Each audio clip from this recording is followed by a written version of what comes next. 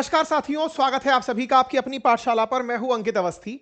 वैसे तो हम अमेरिका के बारे में बहुत अच्छे से जानते हैं कि वो भारत का कभी साथ नहीं दिया, लेकिन हां, किसिंगर जो इनके के पूर्व एनएसए हैं, वो कहते भी आए हैं कि अमेरिका ना किसी देश का दोस्त है, ना शत्रु है, वो तो केवल अपने इंटरेस्ट का हित का ख्याल रखता है।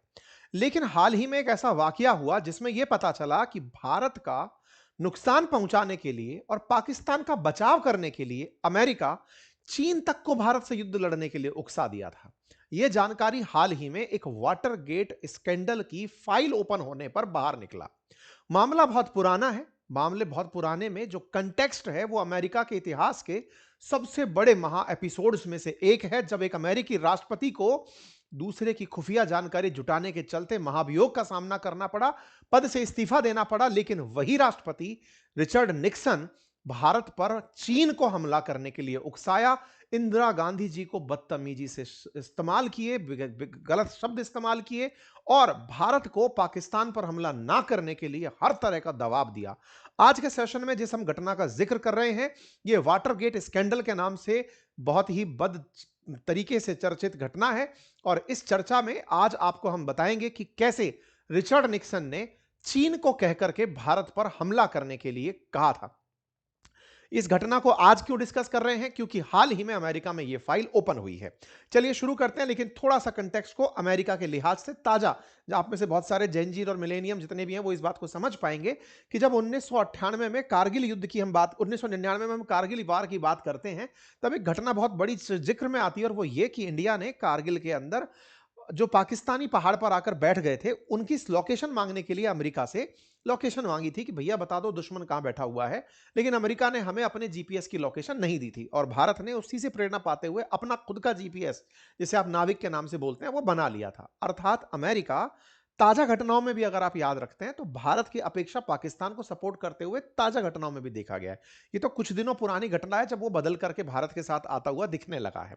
साथियों, बाइडेन हो या ट्रंप हो, मतलब बाइडेन डेमोक्रेटिक, ट्रंप रिपब्लिक, ये दोनों के दोनों वो लोग रहे हैं, ये अपने अपने हितों को ध्यान में रखते हुए जब मौका मिला पाकिस्तान के साथ जाकर खड़े हो गए। इसके पीछे तर्क बहुत से हो सकते हैं कि पाकिस्तान के साथ इनका क्या लालच है। इस पर कभी और भी डिटेल में चर्चा कर सकते हैं, लेकिन हां, जिस देश को इजीली खरीदा जा सके, जिसकी ईमानदारी बहुत आसानी से बिक सके, वो देश जो स्ट्रैटेजिकली जियोपॉलिटिकली बहुत ही इंपॉर्टेंट लोकेशन पर बैठा हो, जहां से चीन को, रूस को काउंटर करना आसान हो, वो लोकेशन पाकिस्तान की रही है। पाकिस्तान में करप्शन इतना ज्यादा कि आज तक वहां कोई प्रधानमंत्री 5 साल पूरे नहीं कर पाया। मल्टीपल टाइम सैन्य तख्ता पलट हो गया। तो वो हमेशा अमेरिका के लिए एक बहुत इजी केक रहा है। उनको पलटना, उनके यहां पर राज का अपना चलाना, ये कब सब कुछ वहां पर आसान रहा है। यह बड़ा कारण है कि वो पाकिस्तान प्रेमी रहा है। ऐसे ही एक अमेरिकी राष्ट्रपति हुए जिनका नाम रिचर्ड निक्सन था।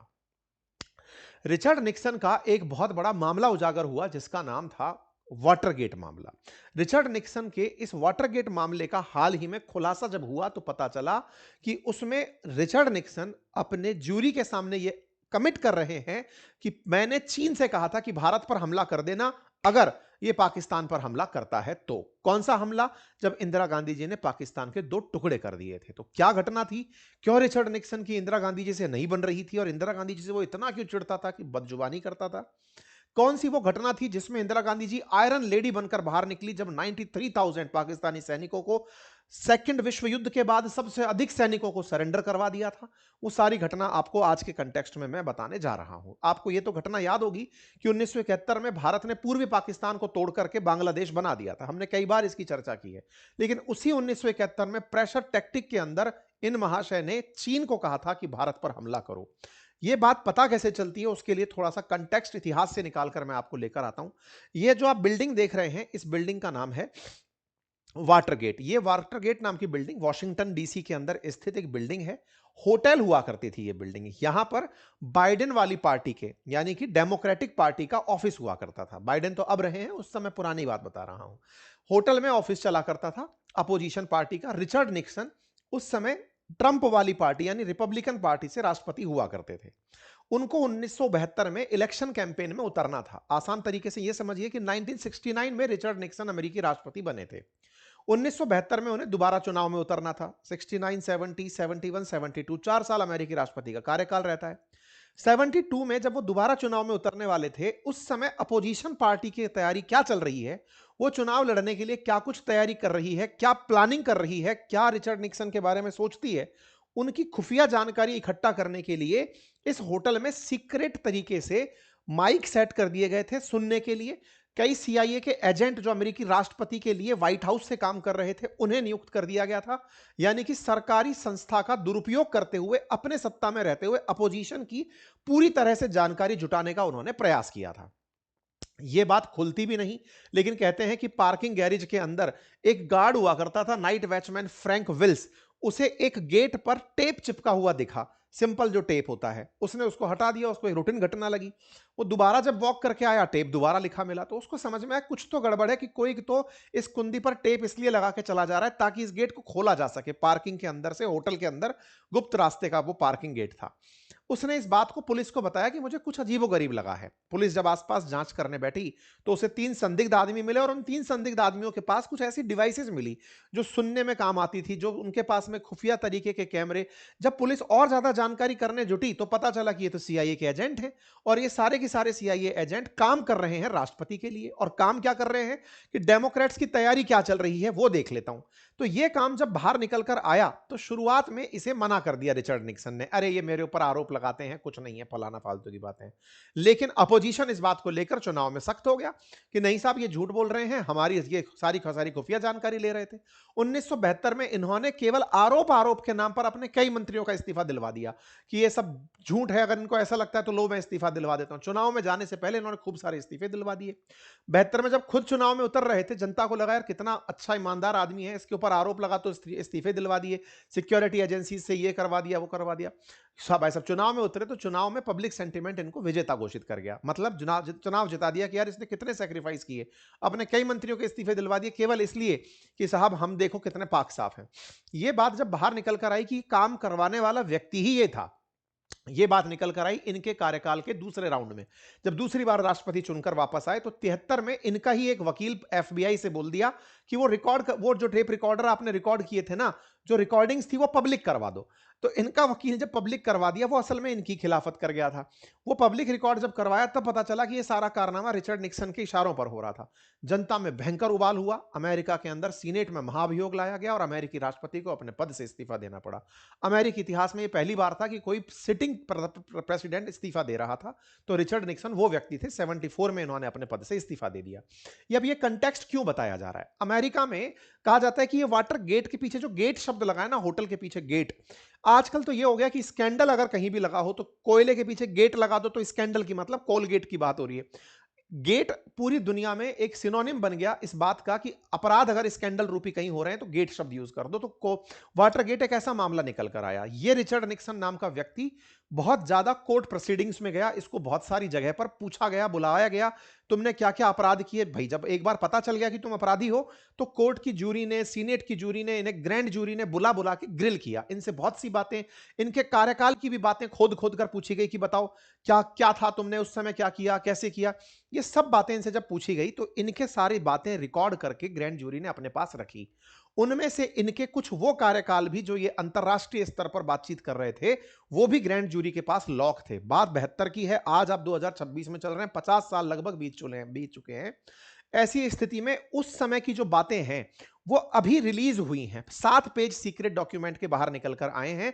इस वाटरगेट स्कैंडल में इनके द्वारा कन्फेस जो बातें की गई थी, उनमें से जब ये 7 पेजेस न्यूयॉर्क टाइम्स के अंदर आप 8 फरवरी का देख रहे हैं, ये जब पेजेस खुलकर आए तो इसमें ये जिक्र आया कि मैंने भारत पर हमला कराने के लिए चीन को उकसाया था क्योंकि मैं पाकिस्तान को बचा नहीं पा रहा था। भारत ने क्या कर दिया था पाकिस्तान के साथ, ऐसा क्या हो गया था? घटना आप सभी को ध्यान है कि 1971 में पूर्वी पाकिस्तान के अंदर पश्चिमी पाकिस्तान के द्वारा याह्या खान के नेतृत्व में बहुत सारी यातनाएं की जा रही थी। मार्च 1971 में ऑपरेशन सर्चलाइट नाम से एक ऑपरेशन चलाया गया था जिसमें वो बांग्लादेशी या फिर वो पूर्वी पाकिस्तानी बंगाली मुसलमान जो पश्चिमी मुसलमानों के खिलाफ थे उनको कुचलवा के मरवा दिया था। लगभग 30 लाख बंगाली मुस्लिमों को मार दिया गया था जो कि पूर्वी पाकिस्तानी हुआ करते थे। जनता में उबार गुस्से के रूप में निकला।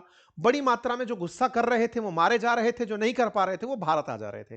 भारत इस बात से लगातार परेशान हो रहा था। बड़ी संख्या में आसाम में, पश्चिम बंगाल में लोग बंगाली घुसे आ रहे थे, बांग्लादेशी। मतलब पूर्वी पाकिस्तानी लोग घुसकर आ रहे थे। भारत इस बात से परेशान कि बोले भाई इतने सारे लोग अगर भारत में आ जाएंगे तो भारत की सामाजिक सुरक्षा का क्या होगा, हमारे यहाँ पर योजनाओं का क्या होगा, हमारा तो सारा की सारा डेमोग्राफी बिगड़ जाएगा। तो भारत इस बात को लेकर अंतर्राष्ट्रीय मंचों में पहुंचा, बहुत से राष्ट्रों से मिला, राष्ट्राध्यक्षों से मिला, बातचीत करी कि साहब देखो ये सब दिक्कतें हो रही हैं। अमेरिकी राष्ट्रपति रिचर्ड निक्सन से मिलने भी इंदिरा गांधी गई 1971 से पहले ही, और उनसे कहा कि साहब ये घटना हो रही है, पाकिस्तान ये सब कर रहा है। तो रिचर्ड निक्सन ने उनकी बात को नहीं सुना और उनको कहते हैं 2005 में किसिंगर और इसके बीच में, रिचर्ड निक्सन के बीच में जो बातें हुई थी ना, वो भी, किसिंगर उस समय एनएसए हुआ करते थे 1971 में अमेरिका के, तो किसिंगर और रिचर्ड निक्सन के बीच की बातचीत भी 2005 में रिकॉर्ड जो है वो बात लीक हो गई थी, जिसमें वो भारत को गंदा देश बताते हुए और इंदिरा गांधी जी के लिए अपमानजनक शब्दों का इस्तेमाल करते हुए उस रिकॉर्डिंग में सुनाई पड़े थे। मतलब ये नफरत करते थे इंदिरा गांधी जी से। खैर, इंदिरा गांधी जी से नफरत की एक बड़ी वजह थी क्योंकि इंदिरा जी ने साफ कह दिया था कि साहब देखो वो जो घटना पाकिस्तान में घटित हो रही है उससे भारत प्रभावित हो रहा है, आप पाकिस्तान को बोलकर या तो उसे रुकवाइए, नहीं तो फिर हम जाकर के पूर्वी पाकिस्तान में एंट्री करेंगे। बार बार अमेरिका ने हमको धमकाया कि आप ये नहीं कर सकते, आप पाकिस्तान के आंतरिक मामलों में हस्तक्षेप नहीं कर सकते, अगर आपने ऐसा किया तो भीषण परिणाम होंगे। भारत ने कहा हम अपनी सुरक्षा के लिए तो जिम्मेदार है ना, हम अपनी सुरक्षा करेंगे, और भारत ने की भी यही। 3 दिसंबर 1971 को भारत ने युद्ध में प्रवेश किया, 13 दिन के अंदर 16 दिसंबर 1971 में युद्ध खत्म कर दिया, 93,000 बांग्लादेशी सैनिकों को सरेंडर, पाकिस्तानी सैनिकों को सरेंडर करवा दिया। पाकिस्तान की ये दुनिया में, मतलब कहा जाए कि सेकंड वर्ल्ड वॉर में या तो समर्पण किया था कभी सैनिकों ने, दुनिया में सेकंड सबसे बड़ा अगर समर्पण हुआ कभी मतलब सरेंडर अगर किसी ने किया तो वो ये था। इस पूरी घटना के दौरान जो हो रहा था, जब भारत युद्ध में एंट्री किया, उस समय रिचर्ड निक्सन चीन को फोन कर दिए और कहा कि देखो मेरा बेड़ा पहुंच रहा है भारत को बंगाल की खाड़ी में घेरने के लिए, तुम तब तक एक काम करो कि भारत पर हमला कर दो। हालांकि चीन ने उस पर कोई प्रतिक्रिया तब तो नहीं दी थी। ये जो पूर्वी पाकिस्तान वाला एरिया था, इसको काउंटर करने के लिए चीन को उकसा दिया गया था कि तुम सुनो, हमला करने के लिए अंदर घुसो, क्योंकि मेरी मदद पहुंचने में देर हो रही है, भारत के खिलाफ मैं पाकिस्तान की मदद नहीं कर पा रहा हूं। भारत जब एंट्री किया ना, उस समय पर इस व्यक्ति ने अपनी तरफ से एक जहाज जिसका नाम यूएसएस एंटरप्राइज था, वो बंगाल की खाड़ी में भेज भी दिया कि ये युद्धपोत आ रहा है भारत के खिलाफ हमला करने के लिए। लेकिन इंदिरा गांधी जी इससे पहले ही इसका इलाज कर चुकी थी। उन्होंने अगस्त 1971 में ही यूएसएसआर के साथ में 20 साल का एक सिक्योरिटी एग्रीमेंट कर लिया था कि यदि हम पर अमेरिका या चीन की तरफ से कोई हमला होता है तो रशिया यानी सोवियत रूस उस समय का हमारे साथ युद्ध लड़ेगा। ऐसे में सोवियत रूस ने गुप्त रूप से पहले ही पनडुब्बियां बंगाल की खाड़ी में भेज दी थी। अमेरिका का यूएसएस एंटरप्राइज बंगाल की खाड़ी में आने की चेष्टा ही छोड़ दिया कि अगर वहां गए तो हम युद्ध में भड़क जाएंगे और शीत युद्ध के अंदर अमेरिका और सोवियत रूस आमने सामने आ जाएंगे। परिणाम क्या निकला कि अंतरराष्ट्रीय कूटनीति जो इंदिरा गांधी जी की थी वो कामयाब हुई। अमेरिका, ब्रिटेन, फ्रांस, जर्मनी की तमाम जो यात्राएं उन्होंने की, उस यात्राओं का फायदा यह हुआ कि पूर्वी पाकिस्तान 16 दिसंबर को जब हमने पाकिस्तान के टुकड़े ही कर दिए तो बांग्लादेश के रूप में मान्यता प्राप्त कर गया। भारत ने अंतरराष्ट्रीय मंचों पर इस मुद्दे को जब उठाया तो पूरी दुनिया इस बात के समर्थन में आ गई कि निश्चित ही यह बहुत बड़ा ह्यूमन क्राइसिस था और पूर्वी पाकिस्तान को एक नए देश के रूप में मान्यता मिलनी चाहिए। यह रिचर्ड निक्सन की एक डिप्लोमेटिक हार तो थी ही, ये इंदिरा गांधी जी का ग्लोबल परिप्रेक्ष्य में एक आयरन लेडी के रूप में स्थापित करने वाली घटना भी थी। अब जब ये लेटर बाहर निकल कर आता है, 7 पेज का एक सील्ड वाटर गेट डॉक्यूमेंट बाहर आता है, अमेरिका के अंदर ये उजागर होता है, तो पता चलता है कि उन पर इस तरह के प्रेशर भी थे कि चाइना भी उनको युद्ध करने के लिए धमकी दे रहा था कि मैं तुम पर हमला कर दूंगा। 1962 में पहले ही हमला किया हुआ था। इतनी सारी जियोपॉलिटिकल टर्मोइल के बावजूद भी हमारे देश की तत्कालीन प्रधानमंत्री ने उस समय अमेरिका की एक नहीं सुनी और पाकिस्तान की 2 फाड़ कर दी। यही कारण है कि इंदिरा गांधी जी को आज आप आयरन लेडी के रूप में याद रखते हैं। इस घटना को अमेरिकी इतिहास में शर्मिंदगी के रूप में लिया जा रहा है कि उस समय अमेरिकी राष्ट्रपति का डिप्लोमेटिक सूझबूझ कितना कम था कि जहां एक और तो वो अपोजिशन के खिलाफ सेंध मरवा रहा था और दूसरी तरफ जियोपॉलिटिक्स में वो यही नहीं समझ पा रहा था कि किस पक्ष का साथ देना चाहिए। कुल मिलाकर ग्रैंड जूरी के सामने, प्रोसिक्यूशन टीम और ग्रैंड जूरी के सामने रिचर्ड निक्सन के उस 1971 के दौरान के जो स्वीकारोक्ति थी, जब वो बाहर आई तो ये पता चलता है कि भारत ने अपने आप को कम संसाधनों के साथ भी अंतरराष्ट्रीय स्तर पर कूटनीतिक रूप से कितना मजबूत रखा। यह बात आज इस बात की गवाह बनती है। आप लोग इस घटना को कैसे देखते हैं जरूर कमेंट बॉक्स में बताइए। चैनल पर नए हैं तो सब्सक्राइब कर लीजिए और अपनी पाठशाला एप्लीकेशन पर हमारे तमाम कोर्सेज उपलब्ध हैं, आप उन्हें जाकर पढ़ें। जो मैंने पढ़ाए हुए हैं आप जाकर पूरे 1 साल की वैधता के साथ उन्हें देख सकते हैं। और हाँ, हमारी पढ़ाई हुई किताबें भी उपलब्ध हैं, आप उन्हें घर बैठे मंगा सकते हैं। एक मैपिंग की किताब हमारी आई है, वो बहुत बेहतरीन है। एसएससी के लिए एक बहुत बेहतरीन किताब हम लोग लेकर आए, आप उन्हें यूज कर सकते हैं। बहुत बहुत धन्यवाद।